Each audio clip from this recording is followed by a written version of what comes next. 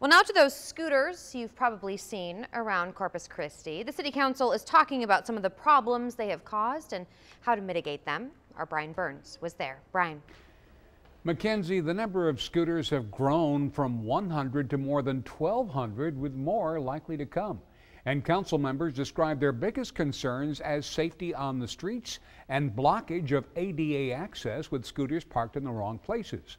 One council member, while considering a 6-month pilot trial program for a license for the 3 companies that provide the scooters, the council members talked about seeing several members of the same family riding one scooter without helmets.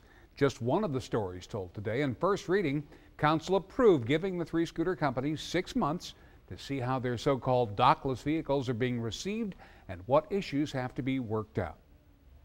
You can ride it in the street or bike lanes if it's a road that's 35 miles per hour or less, or if you're on the seawall or you have a sidewalk that enables that kind of thing. If it's wide enough, they're allowed to utilize that at this time. Now, moving forward, we'll look at that and we'll see if certain areas will be disallowed, not allowed, or geo-fenced off.